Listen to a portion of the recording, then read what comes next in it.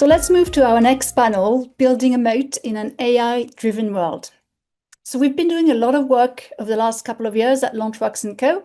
on how to embed AI into platforms and more generally organizations.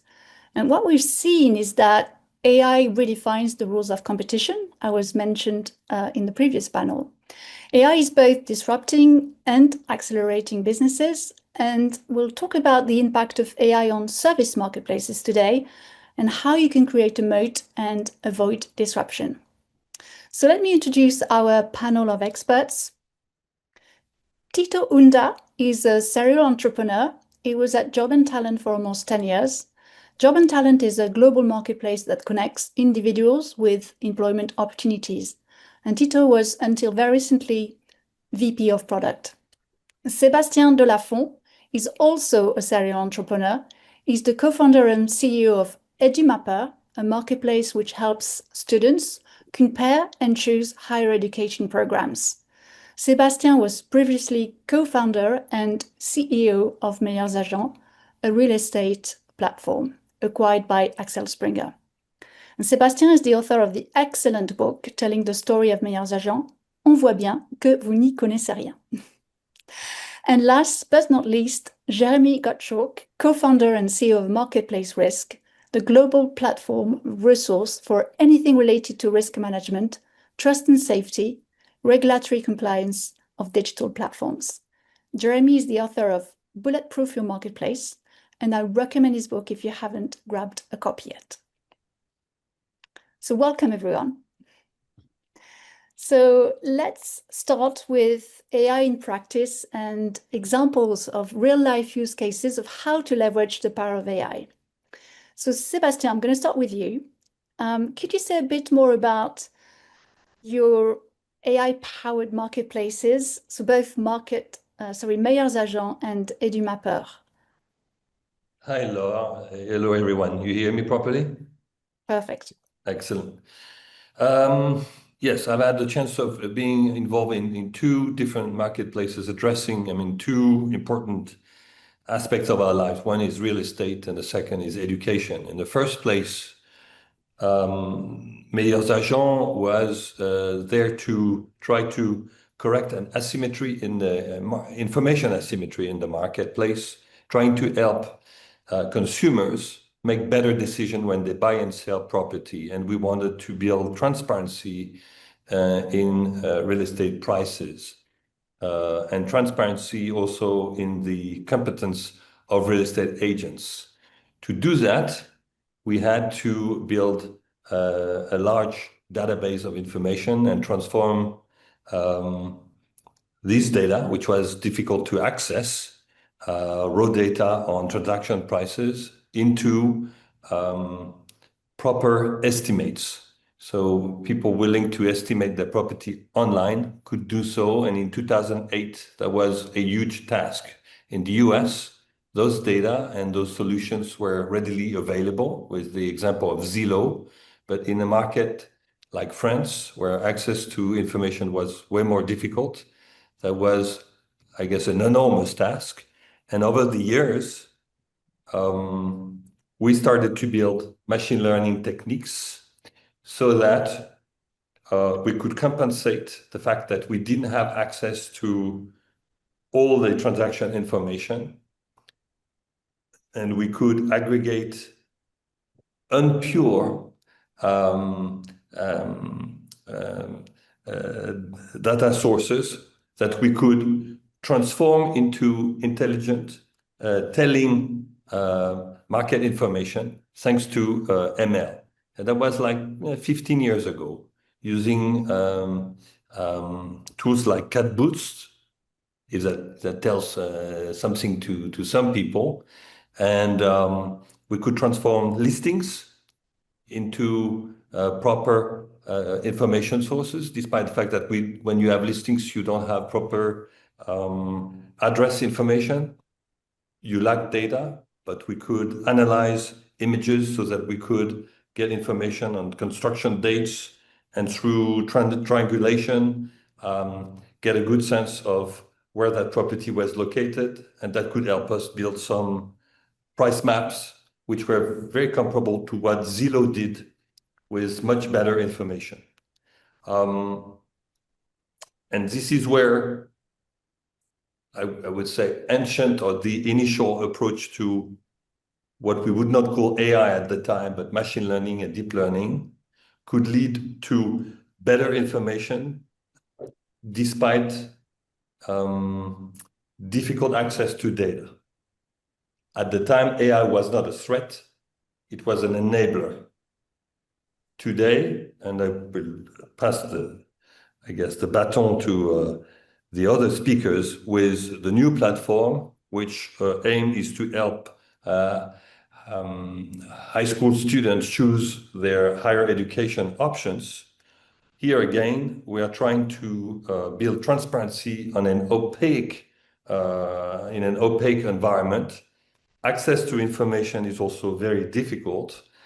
AI is everywhere helping us categorize information which we have to scrap or access through open source and but so the tools today are way more powerful, but at the same time, the threat that the big players in AI could be to our model, I guess, compensate for the strengths of the tools that we use today. So the battle pretty much is the same, is the question of AI as an enabler versus AI as a threat.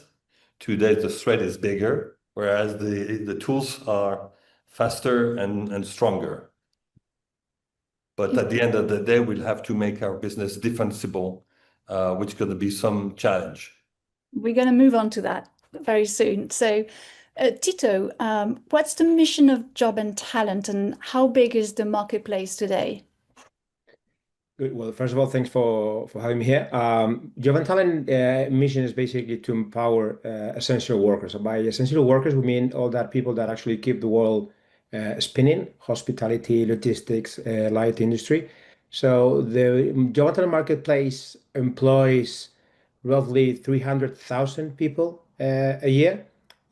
It's important to address the fact that it's a staffing marketplace. So we actually act as the employers of record, right? It's not just that we help workers find that job, but we accompany as employers those workers all throughout their journey with our clients. For us, AI has played a very key role, especially in the last 12 months or so. We also were one of those that thought that we were getting late to the party, but it's true that we speed things up, and in a matter of a few months, I would say that we sync our watches with the rest of the world in terms of delivering AI products within the marketplace. We've used AI all across the journey, from the more basic machine learning opportunities on the algorithm side to fine tune and optimize the matching piece, but also AI to curate content right on the marketplace. And lately, we've invested a lot in AI agents, right? In the end, our marketplace is a people marketplace. So it's we realized that on many occasions it was faster and better for workers and for that people to actually talk with an agent or over the phone, or rather than having to fill in information on an interface and things like that. So we deployed AI agents across the journey. I believe at the moment we have like 5 different agents, from more of a recruitment agent to another agent which is acts as a trainer and calls the workers every single week to understand any performance issues, give them feedback, and so it's been challenging, of course, also considering the fact that we are live in 10 countries. There are completely different regulations when it comes to AI, but also data protection, languages, etc. But I would say that it's been easier than expected. I would say, like, it's true that sometimes it feels overwhelming, AI, and you have the feeling that you never really catch up with it. Like, there are news around AI every single day. But once you get to it, I would say it's pretty rewarding. Like if in a very short period of time, you start getting and seeing the benefits of having moved to an AI driven world. So could you remind us the GMV of job and talent so that people realize how big it is? And could you describe how job and talent integrated AI agents? How quickly did you manage to implement this, and what were the key outcomes? It's at 2.2 billion GMB. Actually, our GMB for us is pure revenue. We try everything. We transact the whole GMB that goes through the platform. Um, I would say that, for instance, one of the things that was clear for us is that integration of those agents was the last thing that we did. So we first start testing, even if it was manually, like getting data from our platform, from our marketplace, downloading that data, and then trying out different approaches and see what was the behavior that we're getting from the user, and being super user centric, because in the end you're also changing a behavior on the users that have been used to getting a phone call from a human or getting a notification, an email, filling in a form, and all of a sudden you're changing the game. So it's important that your user base reacts properly. And I would say that we've been pretty much focused on making sure that we nail the experience first and then walk it backwards to, okay, then let's now integrate it so that we could scale it, right? And I would say that that approach has really been really powerful for us to make sure that at the moment of integrating and making the hard decisions of integrations, we had a very clear understanding that that was already working, and it was just a matter of scaling it. So I And would say starting in how the many summer, we started in the summer playing around with AI agents, and the first one it took 2 months to run the early pilots, and then we started scaling already. So by November, we already had the main agent in place. And it's true that once you do it, you do it once, you build your own playbook, and then from going from one agent to five agents total, it's been almost deploying a new agent every single month. So it's been quite a quick journey. That's impressive. Moving on to you, Jeremy, how has AI changed your work with marketplaces in your area? So from kind of a regulatory perspective, it's interesting and important to keep in mind that for the first like 20 years of the internet, it went largely unregulated, right? We've now experienced the negative side of the internet, the fraud, abuse, online harms, and then of course the pendulum is now swinging, and AI is right in the crosshairs of regulators all over the world. So now you're seeing, and I think somebody mentioned this on the last panel, I would argue a complete overregulation to the point that in the US, we've got almost every state with AI bills and regulators and legislators who don't understand that, the internet and artificial intelligence doesn't honor boundaries and jurisdictions. So just from a very high level perspective, we're seeing just a ton more regulation. And unfortunately, even for some of the best technologists, right? We can't all comprehend everything about AI, and you've got people who understand even less regulating it. So we're going into a little bit of a regulatory Wild West. But when I think about kind of my day-to-day, and you think about data privacy, data security, liability, intellectual property ownership, kind of the liability and exposure that comes with operating a platform, the question really becomes like, how is AI going to impact that, right? So the information that you are consuming, who owns that? The output, who owns that? What happens when there are hallucinations or you get some content generated that is inappropriate? Unfortunately, right now, so those are the questions that are coming up on a regular basis. Unfortunately, right now, the cases in the US are just making their way through the courts. So there's not a lot of good precedent. US Copyright Office, for example, is signaling that nobody owns what is generated from AI tools or engines. And so the questions that I get from kind of an internal perspective is, when the developers use these AI tools, do we own the code? Do we have any intellectual property rights in it? Is it protectable? And so kind of every aspect, AI is truly touching every aspect of kind of my daily work. The unfortunate response is more often than not like we're not quite sure, but kind of here's our best guess. And of course, we're tracking the regulations and the legislation through the courts just to give some indication, because it'll be a few years before we have solid information to really give good advice and counsel. Thank you, Jeremy. So, I mean, I've said, AI is really changing the rules of competition, and so the question becomes, how do you defend your business? We all remember Chegg, the tutoring marketplace. It was valued at $12 billion in 2021. And so when ChatGPT launched in November 22, it significantly disrupted Chegg's business model because Chegg lost most of its traffic as students were asking their questions to ChatGPT instead. And so by November 2024, Chegg's stock had declined by 99% from its peak. So it's quite a dramatic decline. So, I have a question for you, Sebastian and Tito, and perhaps you can take it in turn. As founders building AI-powered marketplaces, how do you ensure that your business remains defensible, and especially against powerful generalist AI platforms like ChatGPT? Yeah, it's a super important question, and we're not sure we can answer it, but we need to ask this question to ourselves, because if we don't, then the market will answer at our place. So in our case, building EduMapper, which is this education platform, we are trying to provide an answer to those future students who are wondering which courses, which school they should join. So what best place rather than ChatGPT to start asking that question? And if the platform, our platform, is not able to provide a better answer than ChatGPT, let's give up today. So the question, how do we build something that will last and that will build value over time and be able to fence off the ChatGPTs of this world in the next 5 and 10 years?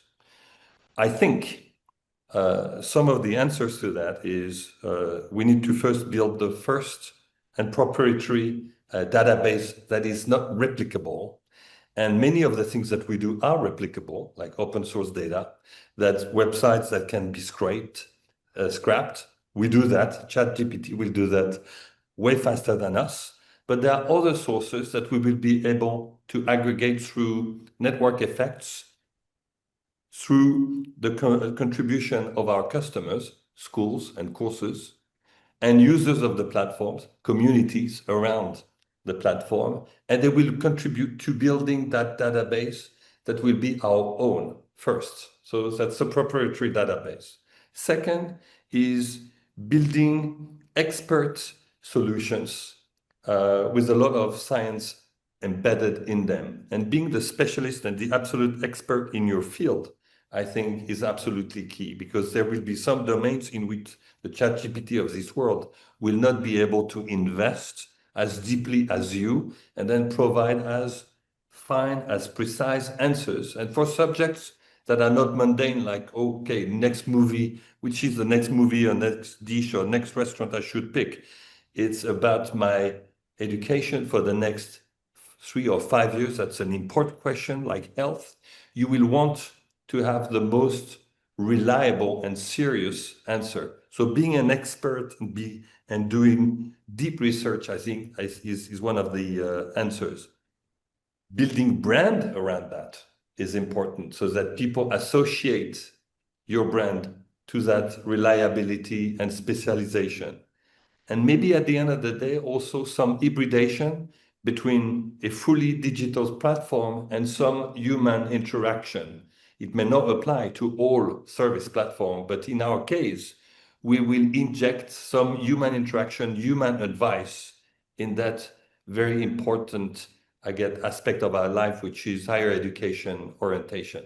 So that would be my initial answer. What about you, Tito? I definitely agree with Sebastian's comments. In the end, it's all about going back to the basics, right? which are the best marketplace, the ones that have good supply, right? Enough liquidity, and that the liquidity they've got is quality, right? And that connects with what Sebastian was having, like, hey, not just having access to all that information, but also making sure that it's good information, but also making sure that there is trust on that information and building on the flywheel effect of a marketplace, of getting reviews or whatever helps, so that in the end you really become a trustworthy marketplace. I do believe that it's true that marketplaces that are based on knowledge, right? And knowledge that it could be accessible. But things like Check, for instance, right? Or the challenge that Sebastian has with Edumapa, they have a bigger challenge as when it comes to competing with ChatGPTs of the world, because in the end they basically gather and simplify and summarize for us all that knowledge.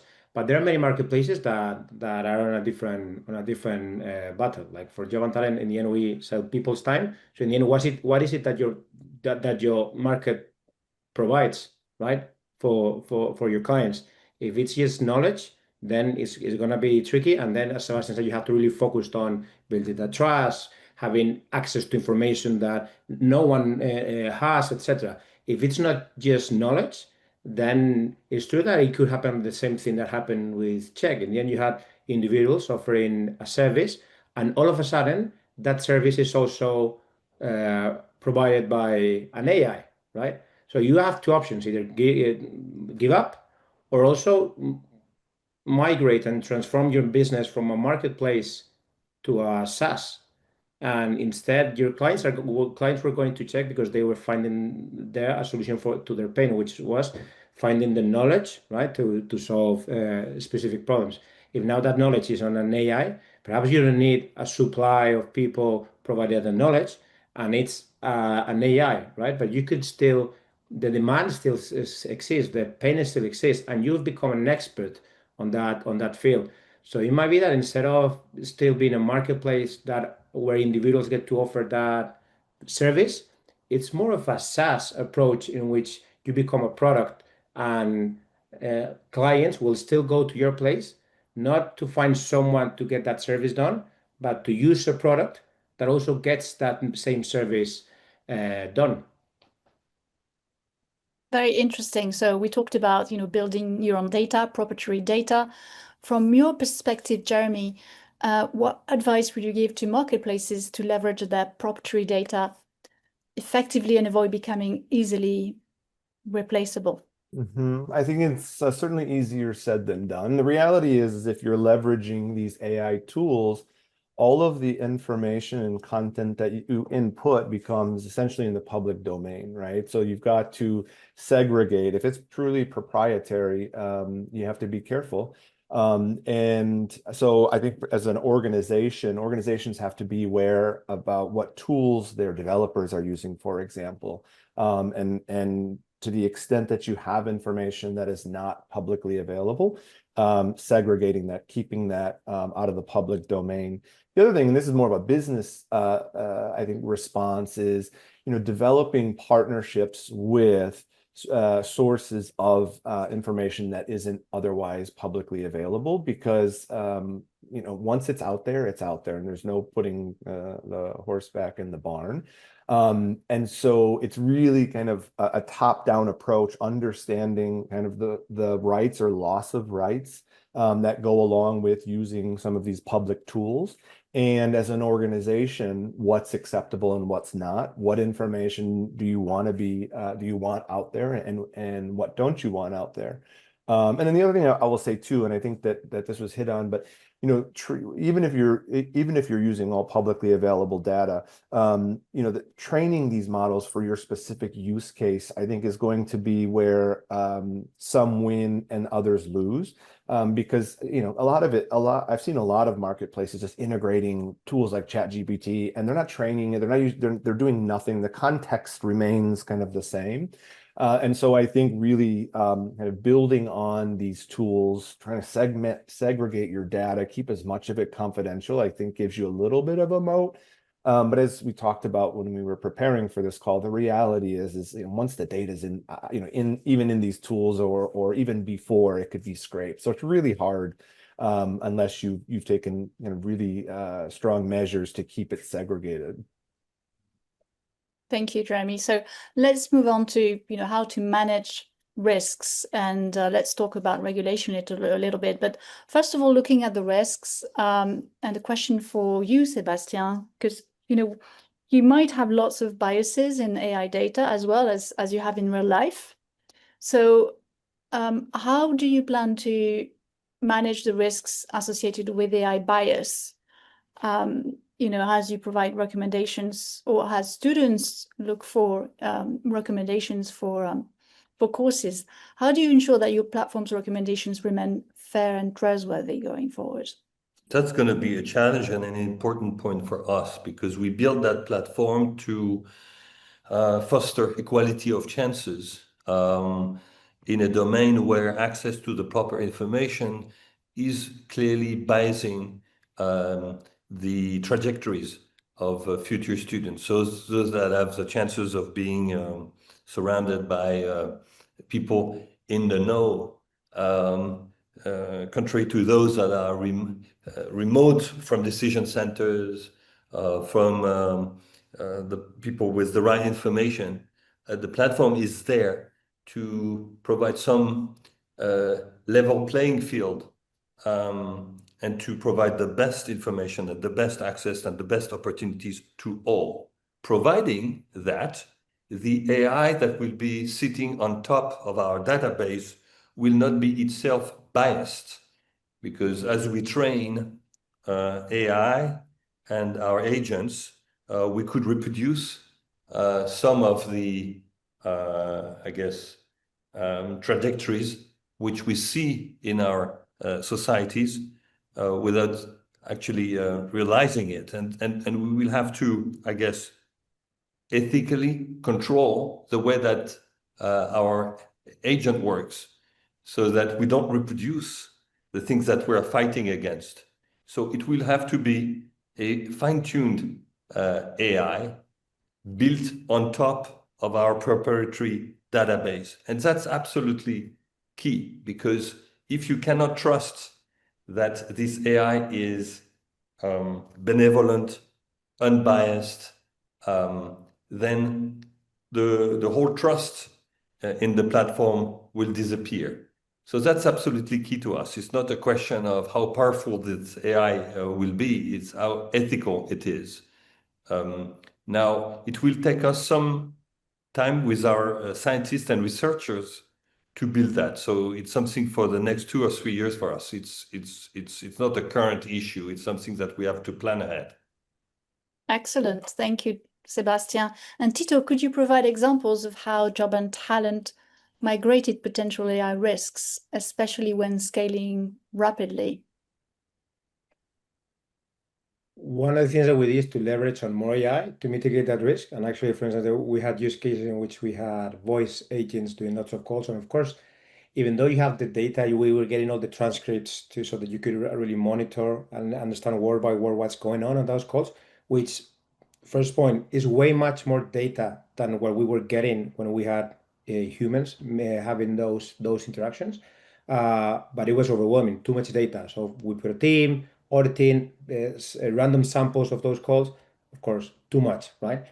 So what we do? We put another AI actually checking those transcripts to detect the anomalies, and then get the team, the humans, to review only the anomalies that were detected. So you could also leverage AI to do that, to improve your whole monitorization and auditing process, right? And also the fact that sometimes being able to enforce policies, it's easier with AI than with humans, because with humans you train them, you repeat the policies over and over again, you have your governance process, etc. But with AI, you could be strict on the prompting to make sure that that happens the way you want it to happen, right? For instance, on a use case, we do lots of recruitment. So similar to what Sebastian was doing, we want equal opportunities. I mean, there are some non-discrimination acts on several countries, right? And we wanted to really completely eliminate that bias. And even though we were enforcing a policy with our recruiters, human recruiters, to make sure that that was not happening, Can I ensure 100% that wasn't happening ever? No, right? Because that's humans. But with AI, we actually ensure that the AI was not even able, like there was a hard-coded statement in the prompt that says, do not consider the accent of the person because we don't really care about the nationality of the worker. So don't even factor it in the equation. That's the thing that is also important. Like what you don't tell the AI, then the AI is gonna always go further. I always say that AI is like a super energized intern. So he lots of power. They are gonna do lots of. They really want to show them off to really impress, demonstrate. But you have to set proper guardrails because if you don't, then they're gonna go to dark places you don't really want them to go. So it's important that you not only define what you want that AI to do, but it's as important to define what you don't want that AI to do. That's very good advice. And today it's an intern, and tomorrow it might be a senior contributor as AI improves. So Jeremy, what are the key regulatory and liability challenges marketplaces face when integrating AI, and particularly with your expertise in trust and safety? What have you seen, and what are you seeing right now? You're on mute, Jeremy. Sorry about that. I think that, as I mentioned before, I mean, the key regulatory challenges are complete inconsistency right now. And also, the best intentioned politicians will get it wrong. And so we're all, it's like a Wild West situation where it's nearly impossible to advise people. It's kind of like, listen, play with it. I'll let you know when we learn something. But there's not a lot from a regulatory. There's a lot happening, but not a lot in it's kind of in practice. But from a trust and safety perspective, we're trying to figure out both how we can leverage AI, and we are seeing how AI tools can detect fraud and abuse and online harms faster. But the bad guys are way ahead of the good guys. And so there are actually tools being built, which I will not mention, but to basically, master account takeover, account creation, profile creation. I mean, fraud at an exponential rate, and humans certainly can't keep up. So AI tools are being leveraged to kind of identify when or detect when other fraudulent or fraud-producing tools are being used. And then you've got like the hallucinations, right? Who's responsible when that happens, and defamation. And just last week, ChatGPT won a defamation lawsuit, which is really encouraging because there's, no AI tool is ever going to be perfect. And so we have to really consider the internet and marketplaces have proliferated in large part because they have not been responsible for every single thing that's happened between their users or as a result of the users. And so kind of keeping our eye on that, and how do we leverage AI both to keep people safe, but also protect from and identify and mitigate the fraud and abuse and the online harms. Thank you, Jeremy. Now, and it's a question to all of you. If you could give one piece of advice to a marketplace founder embarking on their AI or entrepreneurial journey, what would it be? Who wants to go first? I'll start that one. Yeah. I always tell them go for it, right? And they always, the lawyer is always, not always, but most often seen as the profit killer, the deal killer, the innovation killer. And, as a business lawyer, my answer is always yes, and we'll figure out how after the fact, right? It's kind of like shoving your foot in your mouth, which I do on a constant basis. But the answer in this case always has to be yes, because you have to learn, they have to tinker, they have to test. And kind of learn as much as you can. The other thing is I've seen some really cool company-wide policies where they're requiring every employee to play with a tool for an hour a week or 2 hours a week. And truly, I mean, if you look like in China, for example, right, AI is has become part of the education. So I think from an organizational perspective, you got to go for it. Stay away from overly cautious lawyers. and pay attention to what's going on with the regulations and kind of as litigation works its way. Sébastien. I guess that the image that comes to my mind is the one about dancing with the bear. The bear is there. You're in the woods with the bear because you've decided to build a platform. So dealing with the bear is not an option. It's there. So I guess you have to leverage the formidable strengths of that bear. And it's a formidable opportunity. But you have to be aware also that if you're not prudent, it could tear your head off.